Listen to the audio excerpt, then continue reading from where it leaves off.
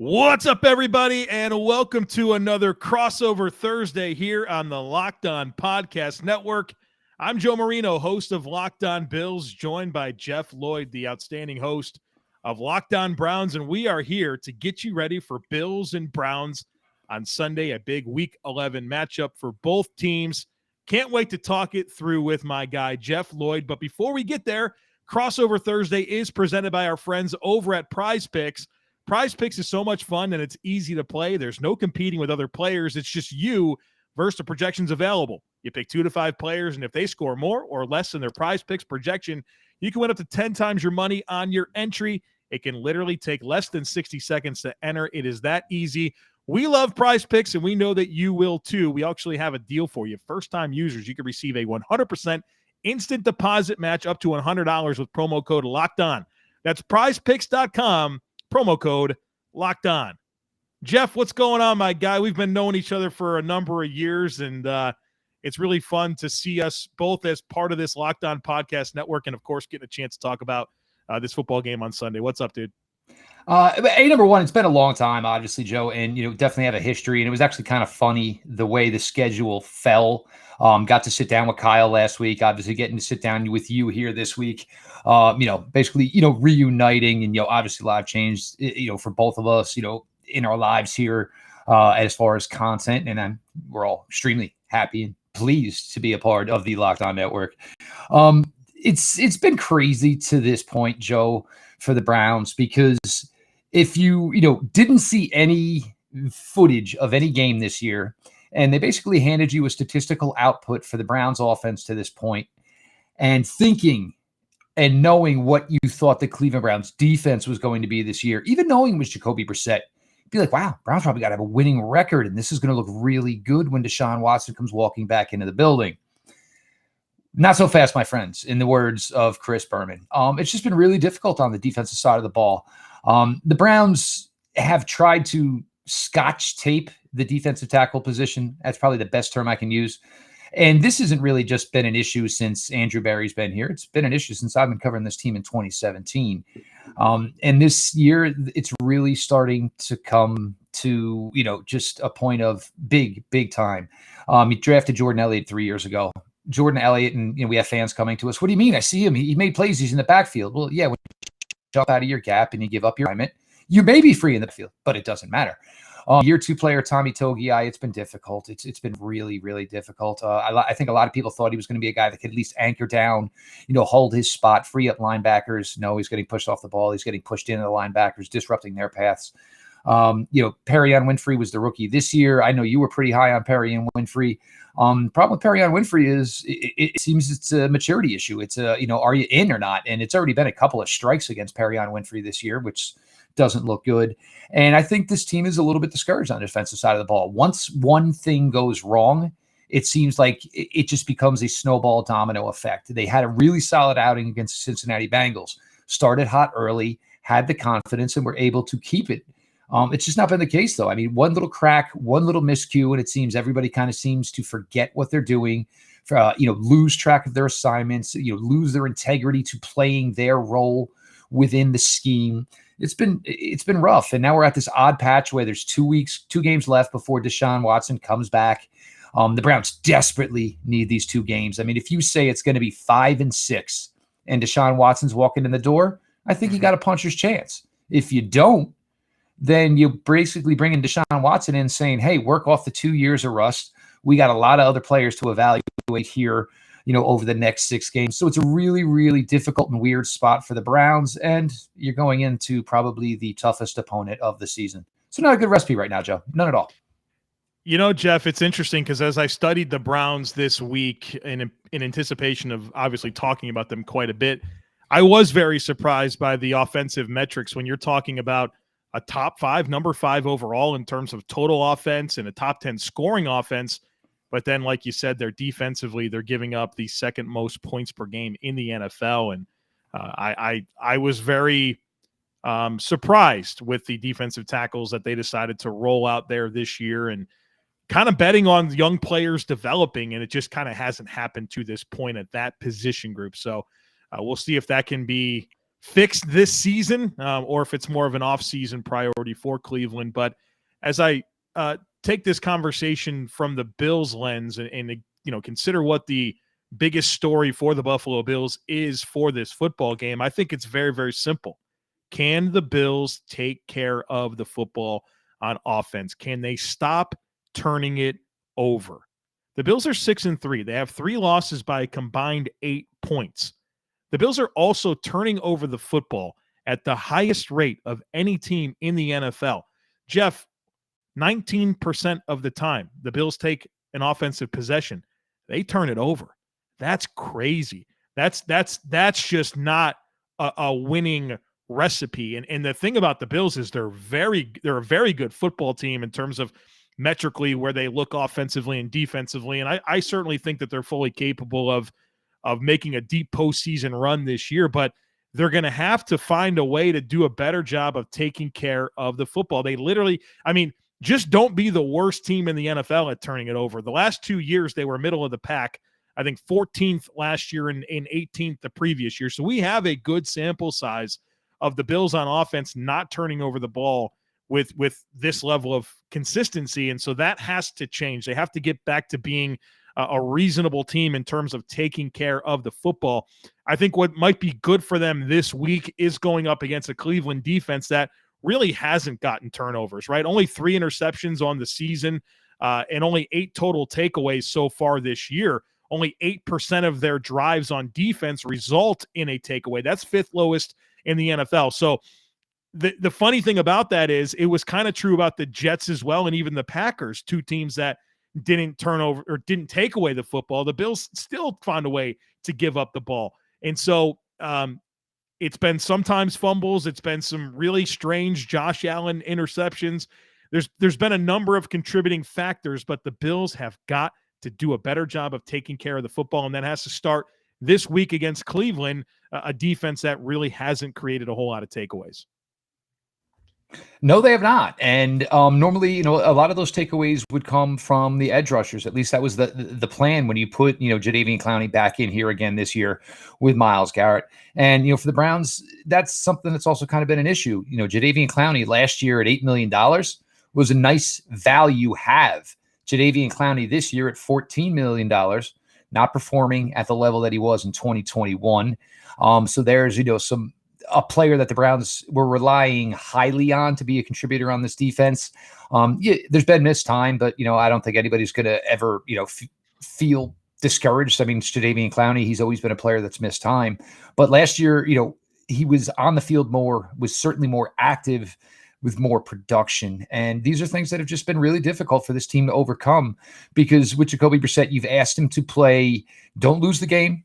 We're not necessarily going to ask you to win the game. And there's been certain scenarios and weeks where they've done just that. And they've put in a position to try and win the game.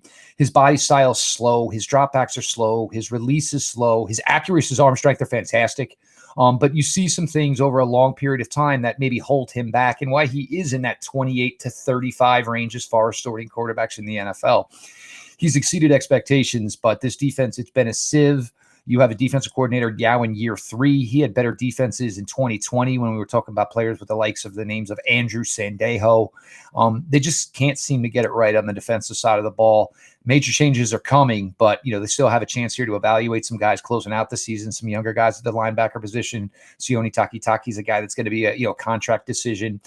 Grant Delpit, there's times where he's not great. There's times where he's pretty good. It's just been really, really difficult here. And again, you're going against a team in a game like this with the Buffalo Bills who are probably highly agitated and aggravated right now with, leaving some, obvious, like you said, 3 losses, 8 total points. Those are tough pills to swallow. And this is a buzzsaw that could be going into here even worse than last week.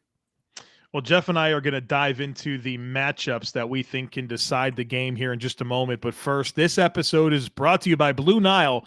Whether you're looking to pop the question, have a milestone to celebrate, or want to let your love sparkle, BlueNile can help you make your celebrations even more memorable. As the original online jeweler, BlueNile offers the largest selection of independently graded diamonds and pieces priced significantly below traditional retailers. They've helped millions of couples create their perfect engagement ring, and What I also love about Blue Nile is they have jewelry experts on hand 24/7, available via phone or chat to help you find a memorable gift at every budget. You can shop stress-free with Blue Nile's 100% satisfaction guarantee. All Blue Nile orders are insured and shipped for free in discreet packaging, and they also have that overnight shipping if you're in a rush. Make your moment sparkle with Blue Nile. Go to BlueNile.com and use code LOCKEDON to save $50 on your purchase of $500 or more. That's BlueNile.com. Code LOCKEDON to save $50 on your purchase of $500 or more. BlueNile.com, code LOCKEDON. Getting stuck in Black Friday crowds? Super uncomfortable. Shopping Tommy John's Black Friday sale from your couch? Super duper comfortable. When you can give your loved ones Tommy John, they're that much more comfortable so they can do everything better. Shop Tommy John's Black Friday sale right now and give the gift of comfort to everyone on your list, including yourself, with brand new Tommy John underwear, loungewear, and pajamas. With over 18 million pairs sold, giving Tommy John has become a holiday tradition. 97% of women and men love getting a gift from Tommy John. That's why Tommy John doesn't have customers. They have fanatics. I love wearing my Tommy John because it is so comfortable. In fact, every pair is backed by Tommy John's best pair you'll ever wear, or it's free guarantee. So shop Tommy John's Black Friday sale going on right now and get 30% off site-wide at TommyJohn.com/lockedon. That's 30% off everything right now at TommyJohn.com/lockedon. TommyJohn.com/lockedon. See site for details. We welcome everybody back. Crossover Thursday, Locked On Bills. I know how much you guys all love Joe Marino, the Locked On Browns podcast. I am the host. I am one of two hosts, myself and Garrett Bush. I am Jeff_LJ_Lord. Make sure you're following. Of course, make sure you're following Joe on all platforms as well. It's going to be a fun one here this week. And Joe and I, we've been talking a little bit here. I know everybody's hearing so much about the weather. The current state seems like that'll be the after effects by Sunday. And the question is going to be, can a lot of these Bills fans who travel actually get into Buffalo that weekend for the game? So we'll see the way that all plays out. We're going to get here now to, some of the biggest matchups. And, you talk about this Bills offense and, Josh Allen. And, last week there were concerns about the elbow. I think he alleviated a lot of those concerns with his play on Sunday.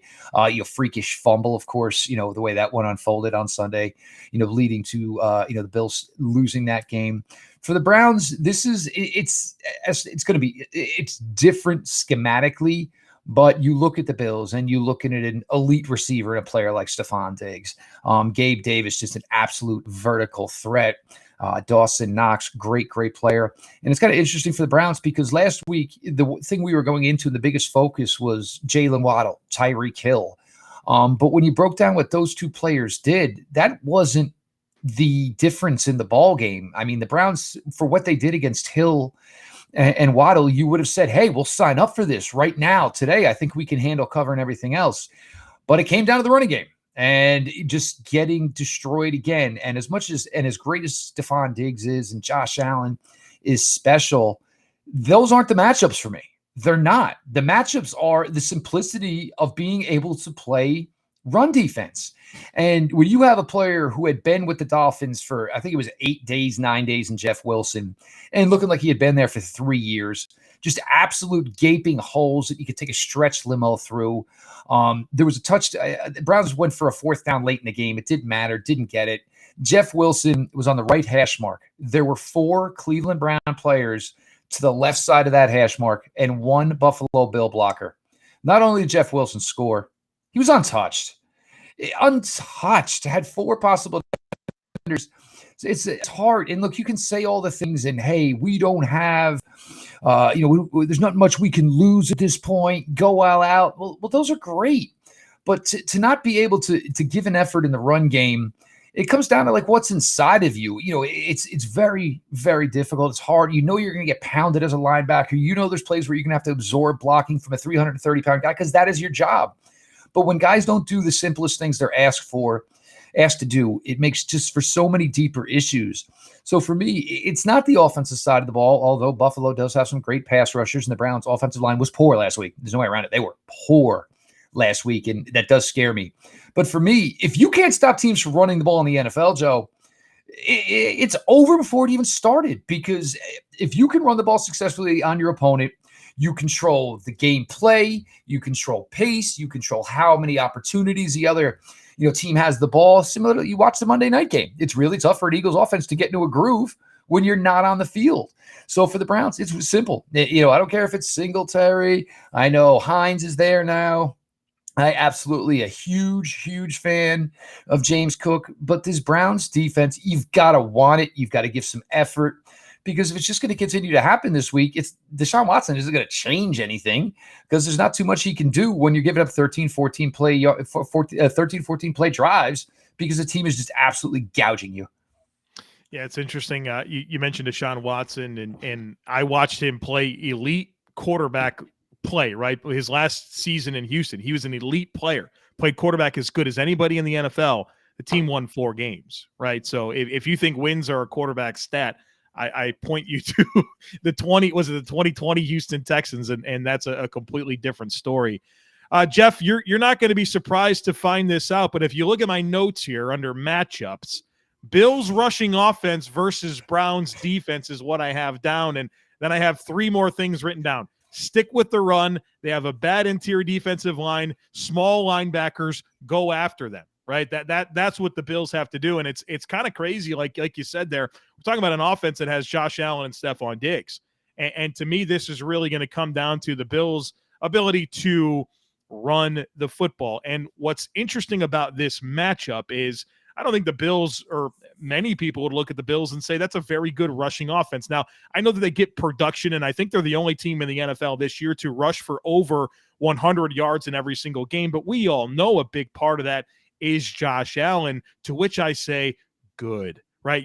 That's a part of your run game. Let's not act like those runs don't matter from Josh Allen. And I know that a lot of them are scrambles, but in a game like this, where it could be cold and breezy and maybe even some snow during the game, I think you want to unleash your 250-pound quarterback against a Browns defense that has had tackling issues and has had run fit issues and has a defensive line in terms of the interior that I think that you should be able to handle. It's a Browns team that's given up 4.8 yards per carry this year. That's 5th highest in the NFL. And so while Josh Allen throwing the football is your bread and butter, that's why you win football games, this is the type of game where you need to embrace rushing the football. And Jeff, they've had some good moments running the football lately. They've kind of adjusted their scheme to be more gap-oriented, but the problem has been a lack of commitment to it, particularly in the second half of football games, where the Bills are up by 3 possessions against Minnesota last week, and James Cook didn't have a rushing attempt in the second half of the game, and I think Devin Singletary had 9 in the first half and maybe 4 in the second half. You got away from it, right? And you go back to the Jets, they're winning 14-3. Again, not enough of a commitment to running the football and really kind of milking some clock and being a little bit more of a clock control team in the second half. And the Bills are an aggressive team, and that's normally a good thing, but I think they have to learn to be a little bit more calculated later in games to hang on to their leads and make it more difficult on the opponents by you just kind of milking some more clock and being able to control the football in terms of time of possession in the second half, because that hasn't been happening lately. So I'm interested to see the commitment that they'll have in this game. They may have to be just by way of the weather and how the game script might go. But obviously that's certainly on the forefront of my mind as we consider this game. And then, the other side of that is, hey, Nick Chubb plays for the Cleveland Browns, and I think he's the best running back in football. I don't think it's very close. One of the most nuanced runners I've ever seen with my own eyes. The yards after contact is just exceptional. And his ability to navigate space, his body composition, the low center of gravity. Good Lord. I talk about a nightmare to have to tackle in 20-degree weather with breezy conditions, right? That's a load. That's not the guy you want to see on the other side of the line. And so the Browns have a physical offensive line. Obviously, Wyatt Teller's availability in this game is going to matter a lot. Look, the Browns, I'm sure, are going to want to run the football against the Bills. And, they got the best running back in the NFL. So that's definitely something on the other side of things that gives me a lot of concern. And as of the time of this recording, Wyatt Taylor did take the practice field on Wednesday. So I'm assuming, for the Browns, you get in a full week of practice, they give you every opportunity to play. Jeremiah Owusu-Koramoah also returned to practice today. David Njoku's the key as far as injuries. And with the Browns, even if you practice Friday, that doesn't necessarily mean anything. JOK was involved a little bit on Friday last week. The Browns still held him out. They've been a team that's always kind of been cautious with this. So, hey, you tell me you're 80% and you're ready to go. Okay, we'll see you next week when you're closer to about 90, 95, and we feel more confident putting you out there. We've gotten to, obviously biggest storylines with the Bills and the Browns. Certainly some matchups here that Joe and I have our eyes on. We're going to get to some predictions here. Appreciate you all for joining us here on Crossover Thursday. Make sure that you continue to follow the programs on your favorite podcast app, of course, on YouTube. Make sure you subscribe with those notifications on, so when the content drops, you all are ready there to consume it. BetOnline.net is your number one source for sports betting info, stats, news, and analysis. Get the latest odds and trends for every professional and amateur league out there. From football to basketball to soccer and esports, we've got it all at BetOnline.net. And if you love sports podcasts, you can find those on BetOnline as well. We're always the fastest and easiest way to get your betting fix. Head to the website today or use your mobile device to learn more. BetOnline, where the game starts.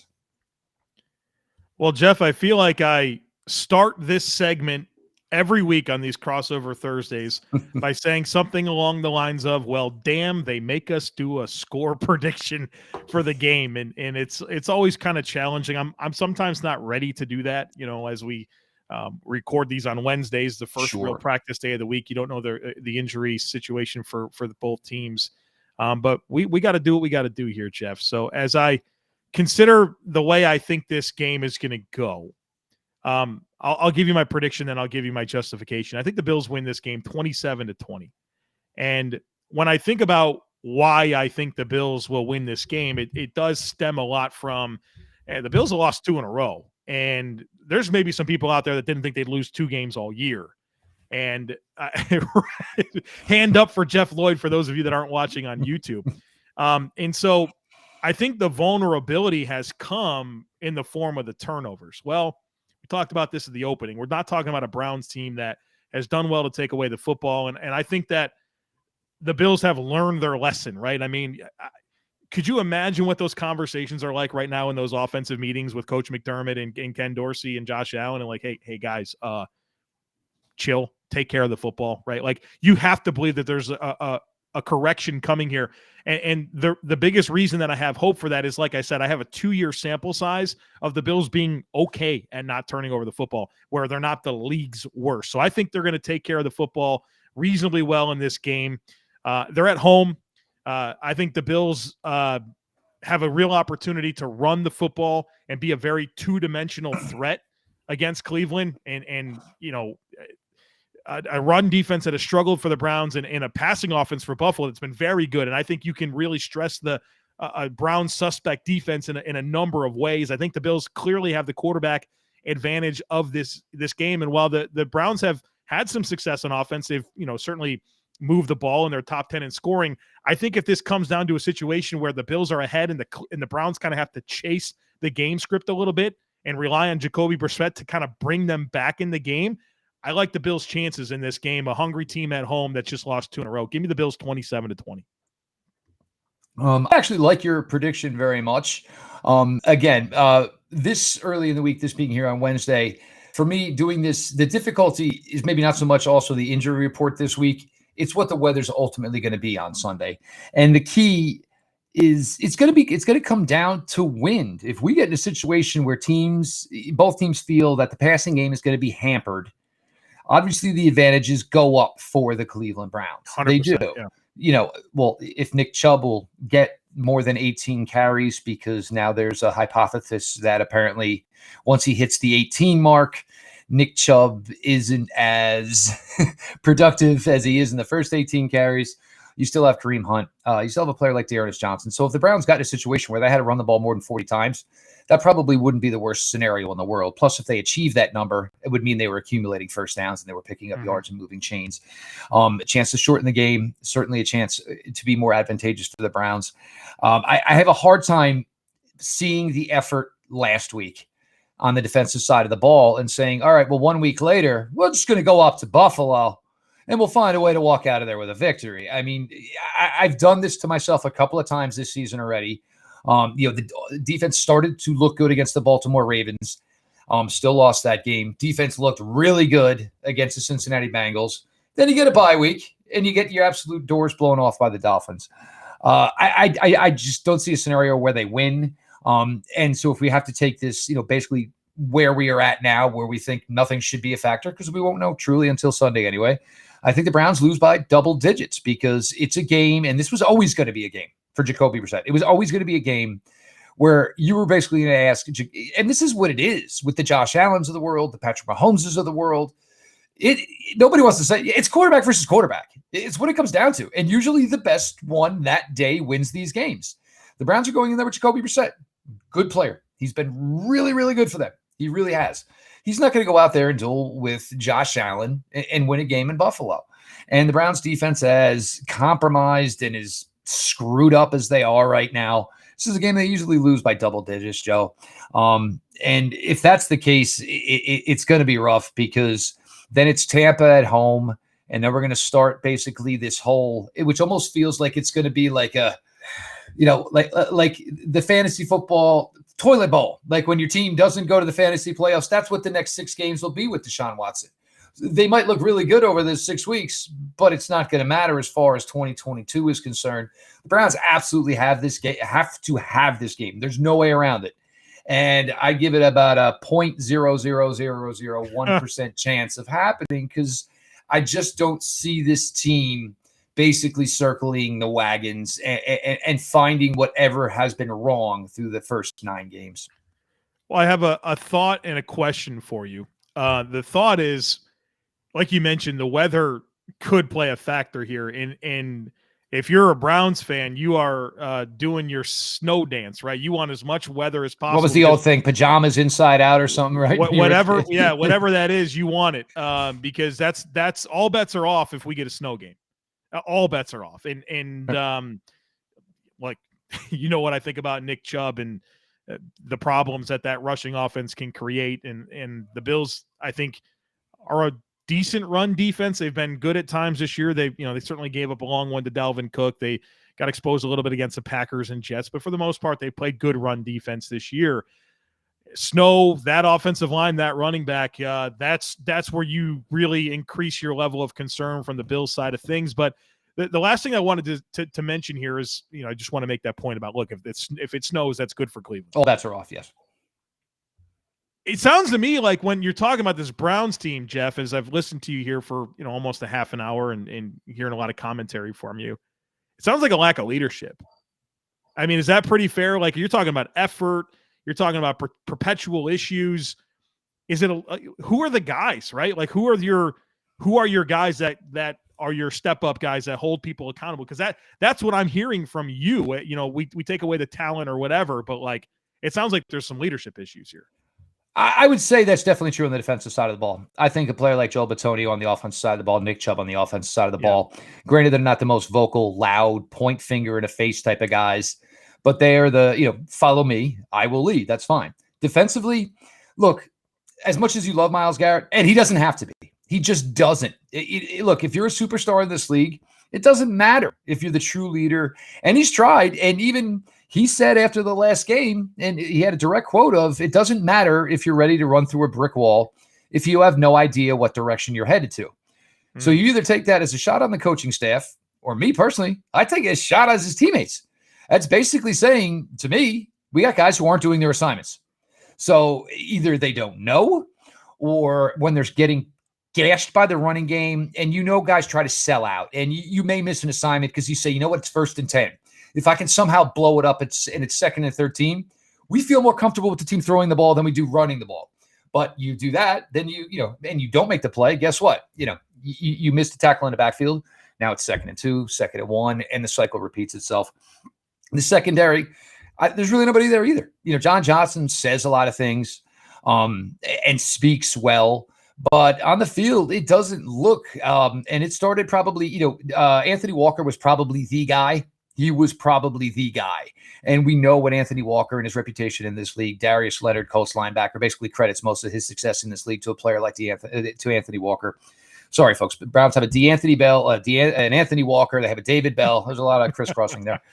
But there's no doubt. There's no question. And normally, those kind of are your interior guys, your interior defensive linemen, because those are the ones saying, hey, I'm getting run over by 650 pounds of dude to make sure you guys get to do your job. So those are normally the ones that everybody, say, like, you don't say anything, you don't point at that direction because you knew they're doing the heavy lifting, the heavy work. There just really isn't. There's a lot of rah-rah when a play is made. But as far as, hey, young guy misses a play, you don't see somebody come over, throw an arm around them, kind of get in the ear a little bit, say, hey, this is where you were wrong, this, that, and the other thing. Pick it up, kid. You're going to be all right. No, there's not a lot of leadership on this Browns defense. And I think it's also a Browns defense that realizes that, the relationship they have with their defensive coordinator it's kind of like, the wife and the husband who give it one more try, for the kids' sake, when everybody knows the marriage is over. So it's just really been difficult. I think it's a scheme they don't have faith in. I think it's a team that on the defensive side of the ball lacks leadership. And it's certainly, they understand that the end is near with their time with Joe Woods, which makes it really, really even harder, again, to make you think that a rally is coming from these guys. Well, Jeff, I certainly enjoyed this conversation. I'm looking forward to the game on Sunday. For everyone out there, thank you so much for making Locked On Browns and Locked On Bills your first listen every day. We certainly look forward to coming back for you again tomorrow, but we always do kindly ask that you share, subscribe, rate, and review. Enjoy the rest of your day, and we'll be back on our respective podcasts for you tomorrow.